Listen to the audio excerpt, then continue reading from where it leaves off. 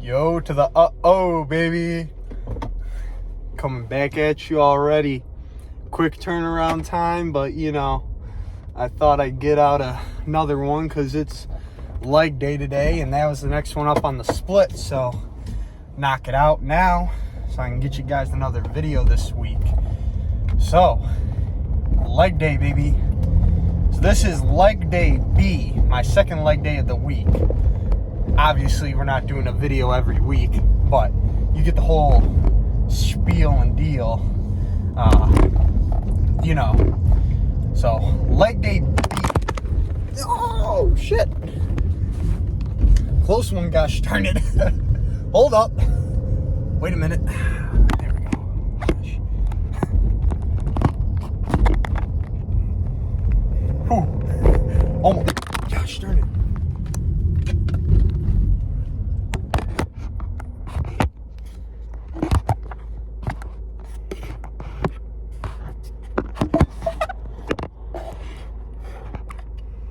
There we go.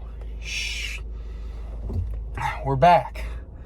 So I'm gonna cut some of that out because I was fiddling around with the phone. I better wait. I would have zipped out of here, but Hold up. Yabba-dabba-doo.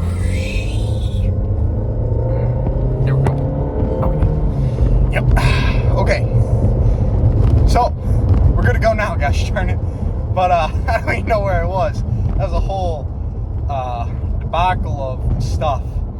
But, yeah, so, leg day B. So basically this is quad focused. So, that means squats, leg press.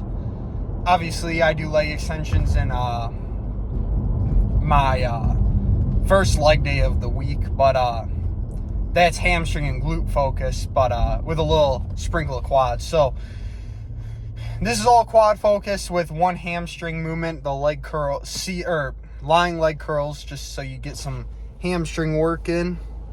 Because you gotta have the hamstrings, can't be all quads. But yeah. So, oh shit.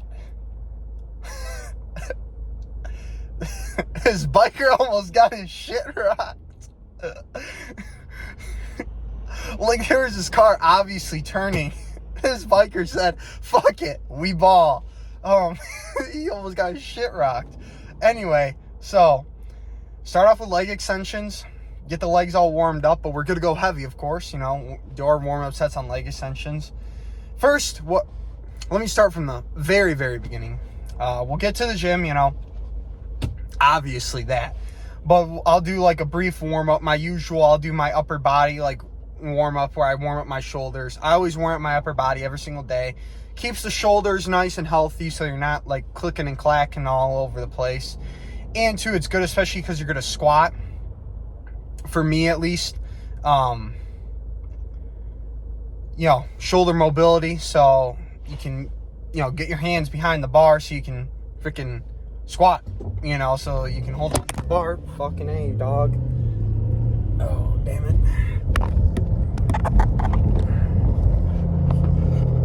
There we go. This phone is flying around. Well, I'm used to just going without having to secure a phone, so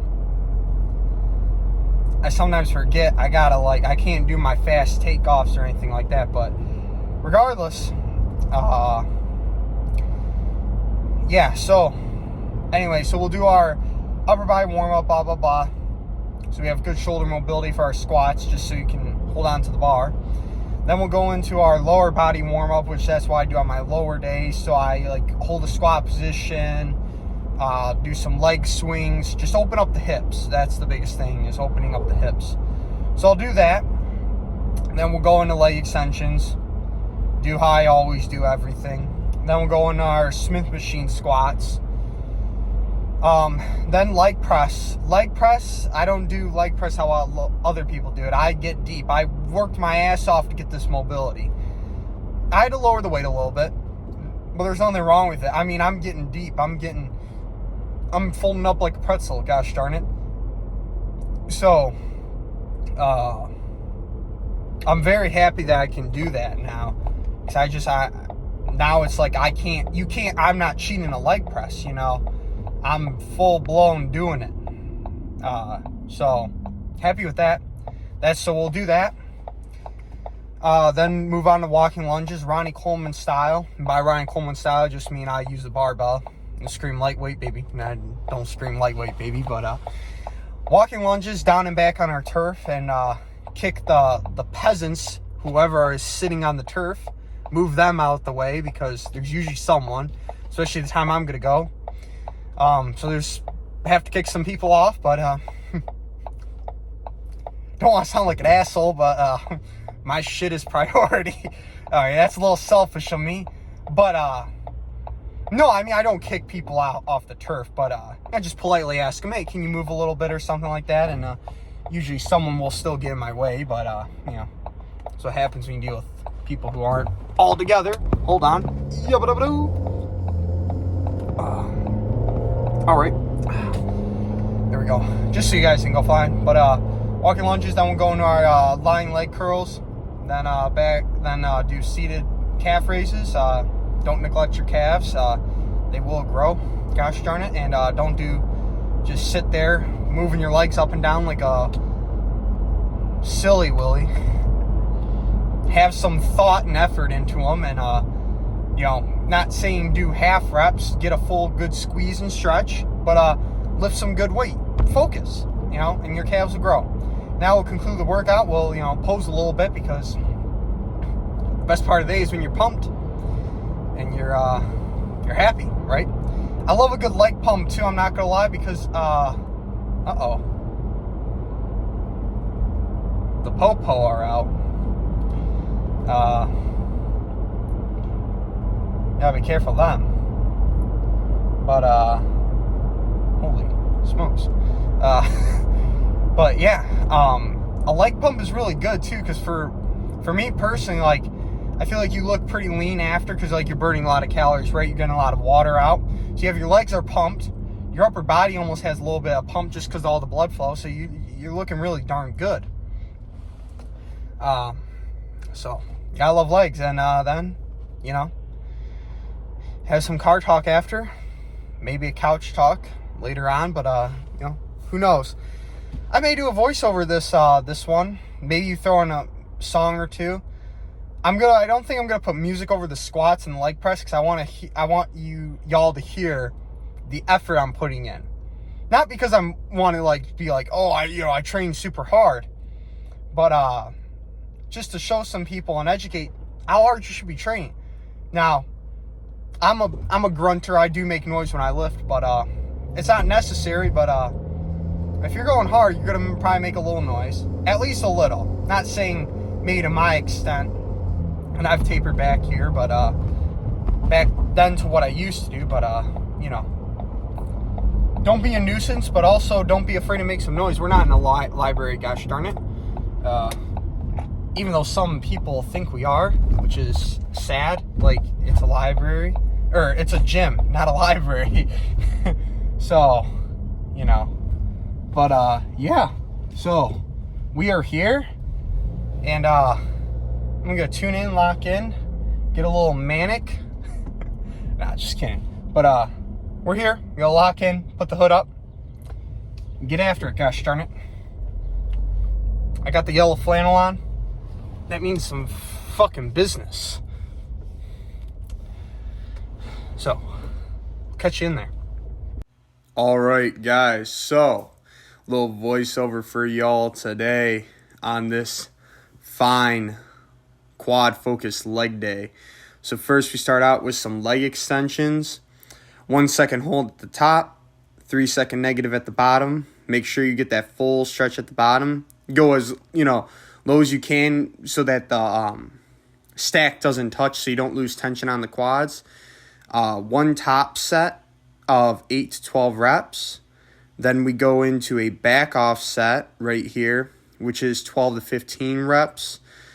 Give or take, I think maybe on this set, because I think it was a new weight, I didn't get the 12 reps, but it's not really a big deal at all. As long as you're going to failure, have the correct execution, tempo, form. Really doesn't matter.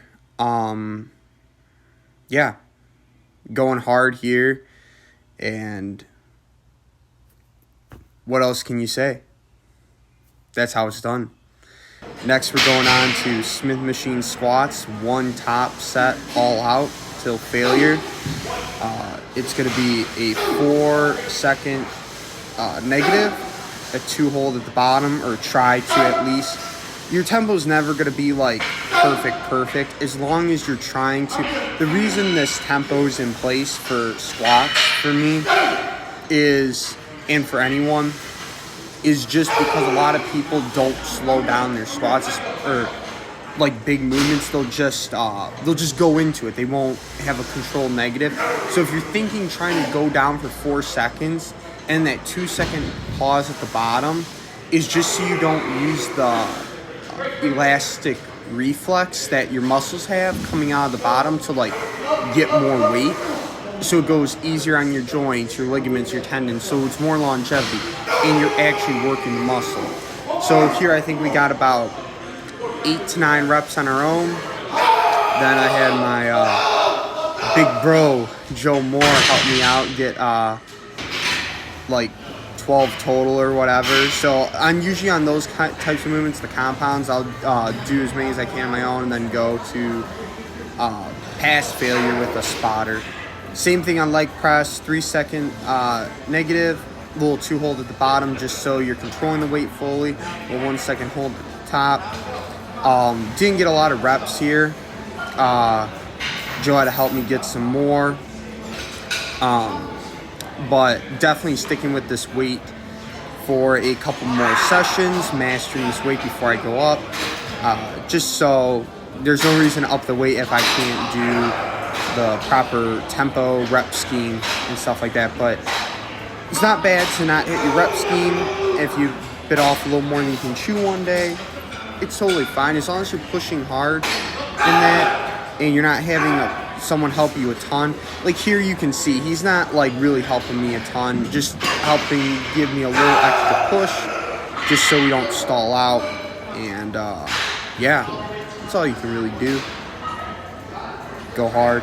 Here we were debating on going for another rep. He was just like, I had to help you way too much, rack it. I was like, all right, now on to walking lunges, little Ronnie Coleman style.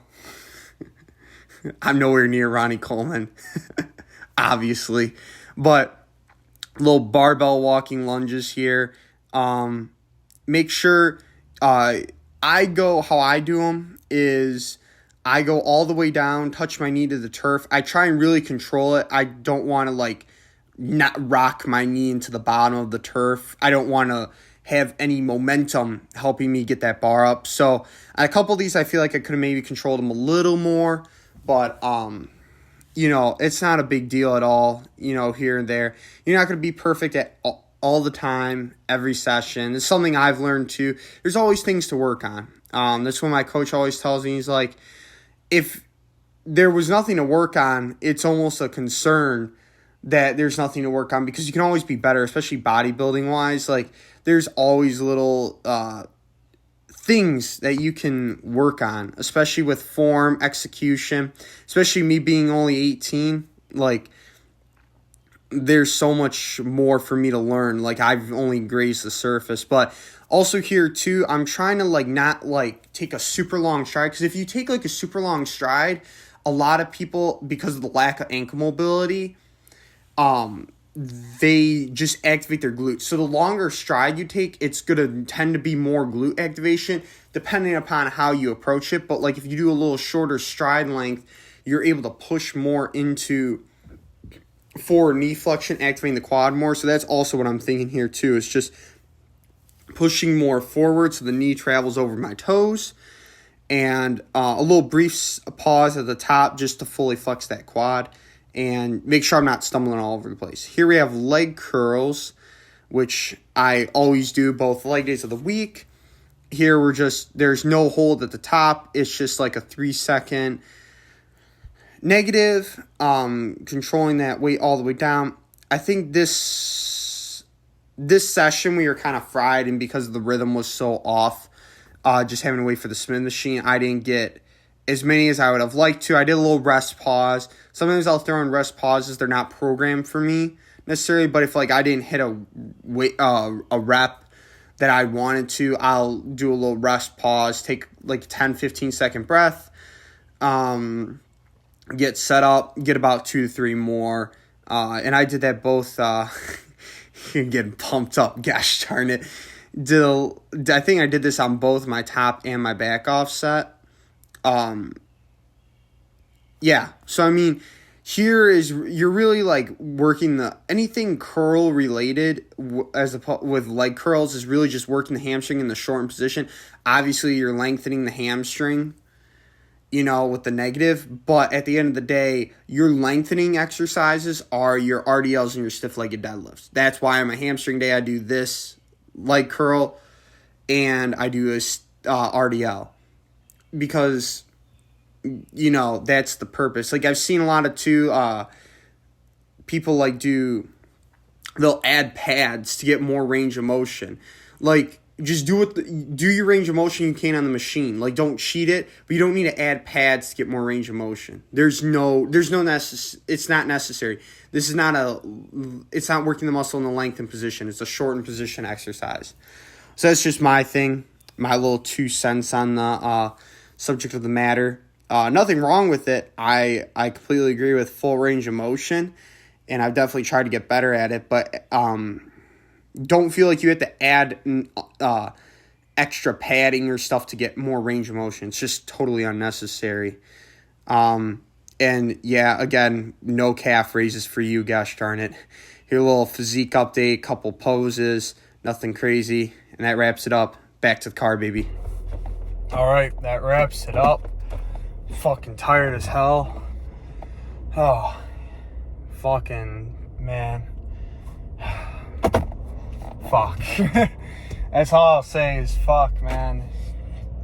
Dude, I wanted to get in and get out, bro, but man, I get started, right? Do my leg extensions, warmed up, did my leg extensions, and this fool is on the Smith machine because I had to do my Smith machine squats.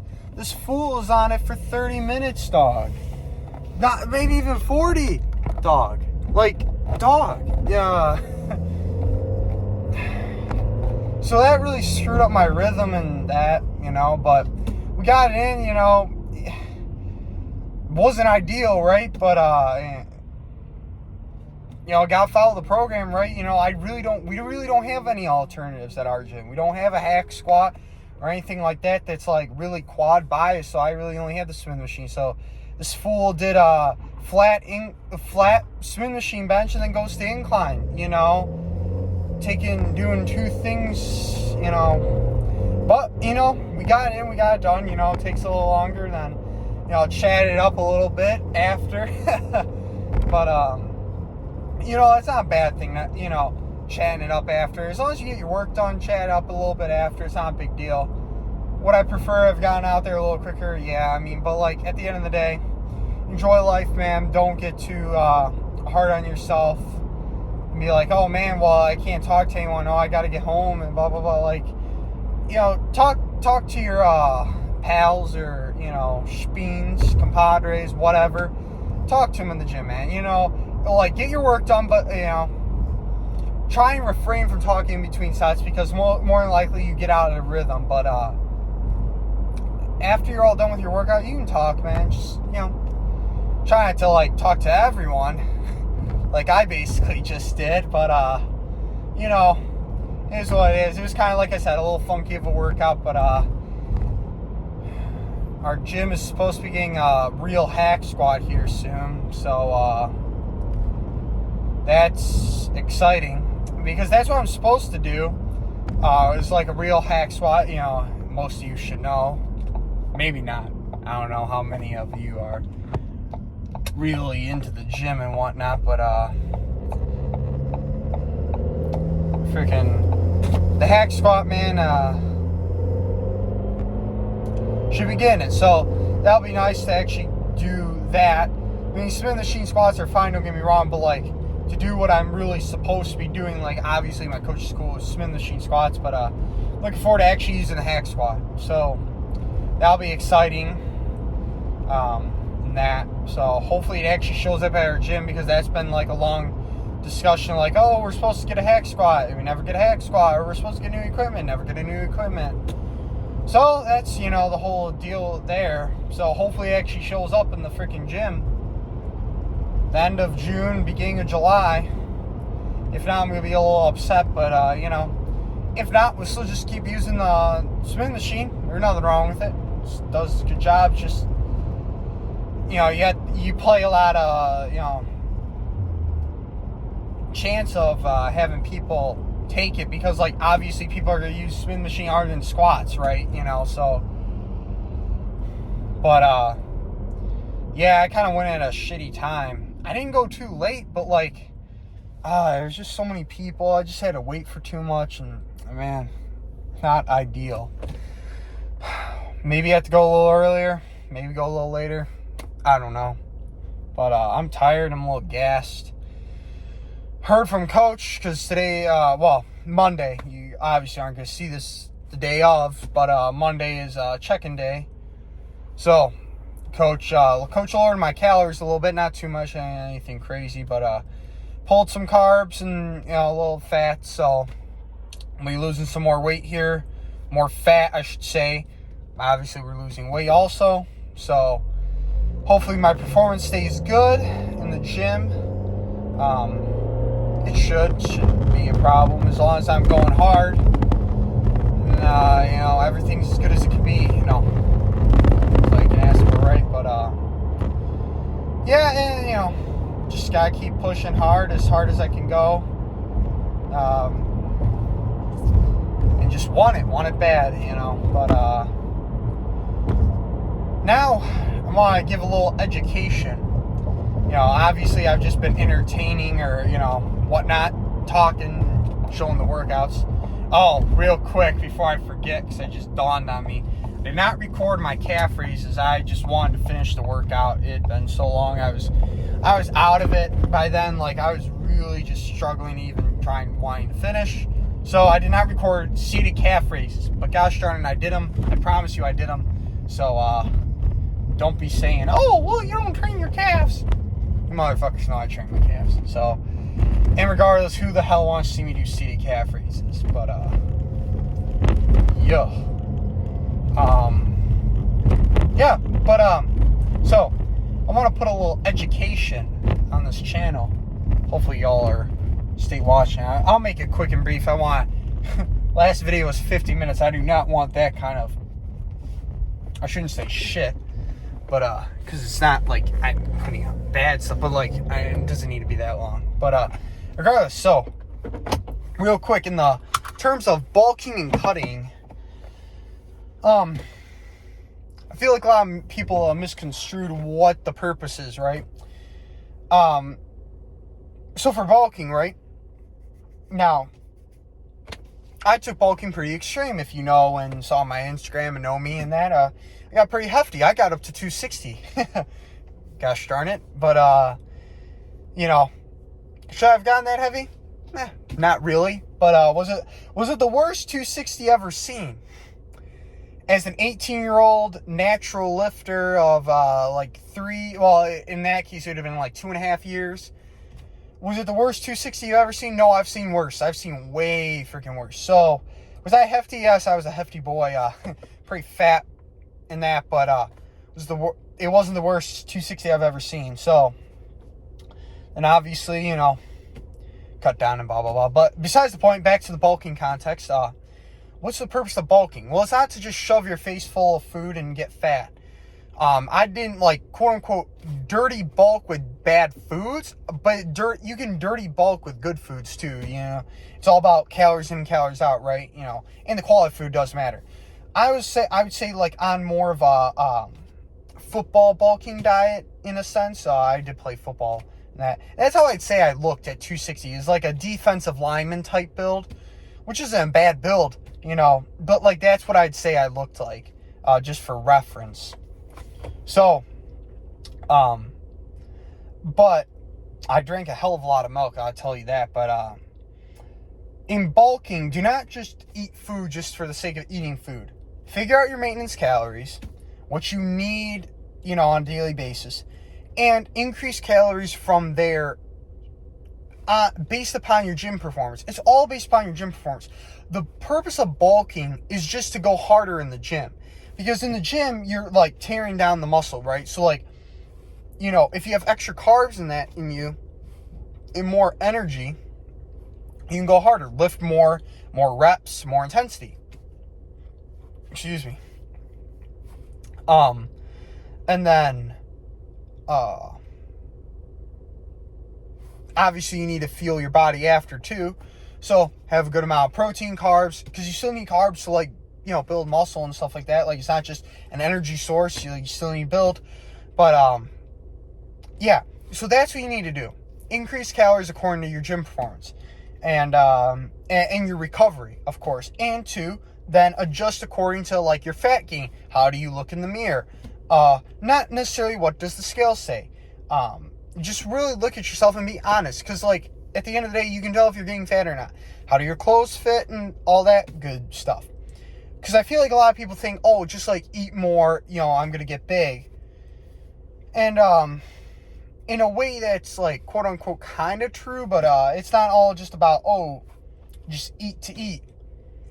You don't need to force feed yourself. Just eat a little more than your maintenance calories, and I'm sure you'll be fine. And adjust accordingly. Pull back, increase, just based upon your gym performance, recovery, how overall life feels, and how you look in the mirror. And also, too, weight gain is a good tool to use also. Now, in a cutting context, a lot of people, I feel like, pull their calories way too quick. This is a very bad thing. This is why people look stringy and skinny, especially natural lifters and bodybuilders, whatever. Anyone who's natural and lift, that's why they look shitty. And it's why people think natural people look shitty. And so when they see a good natural lifter, they think gear. So they think if you look good, you're on gear, because the quote-unquote look is like, oh, natural people look shitty. And that's because they don't know.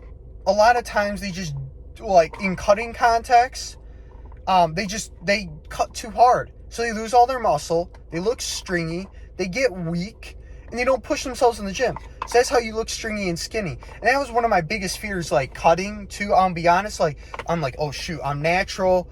Like, oh, am I going to start looking like a string bean? No, I've kept all my muscle, pretty much. I don't even think I've really lost muscle. The only thing I've lost, making me look bigger, is, like, extra fat, water, and, like, fullness.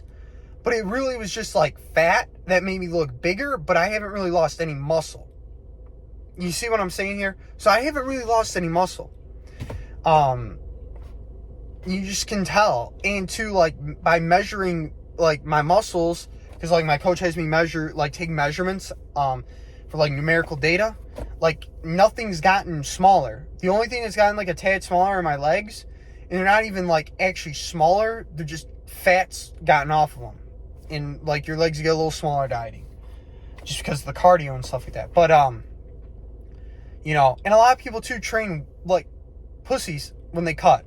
They think, oh, now I need to decrease the weight and all that. No, you don't need to decrease the weight. Go accordingly, like, what your rep scheme is. If you have to drop the weight a little bit, you may have to drop it a little bit, but you can still progress cutting. You still can. I'm doing it right now. You should be progressing cutting. You should not lose strength cutting. You really shouldn't. Not until very, very deep. Even naturally. But they'll say, oh, well, gear is helping, you not lose strength. You're getting stronger. You may not be getting a hell of a lot stronger. I'm not getting a hell of a lot stronger. I progress here and there. It's more just like low reps, but you should still be progressing. Number one, you should not even be losing strength. Maybe 5 pounds here or there, depending on how deep of a cut you are in. But if you're doing it correctly, or you have correct guidance, you should not be losing strength. So, there you go. That's a little bit of education for you. And two, reduce your volume. That's the biggest thing too, is I used to do a hell of a lot of junk volume. Seriously, reduce your volume. All you need is 1 to 2 all-out sets, 3 tops. Just go all out, balls to the wall. do your warm-ups prior, but after that, you just don't need to. Have like about 6 to 8 exercises, go all out on those, and you'll be fine. Yeah, but I think that wraps it up, to be honest with you. Keep it a little shorter and not ramble on. So, yeah, there you go, guys. That's the video, and I'll keep throwing out some little educational knowledge because I think it needs to be heard. I think even though it's the same stuff reiterated time and time again, it's never bad to reiterate it, because I think a lot of times it gets warped and confused, and I think I can give a little information there. But yeah, so there you have it. Hope you enjoyed legs, enjoyed the little education at the end, little rundown of things. But I'm tired, I'm hungry, I'm gonna go chill the fuck out, gosh darn it. Play a little video games with the buddies, and yeah, but yeah, good workout, decent workout, push myself hard, and you know the deal. But catch you guys.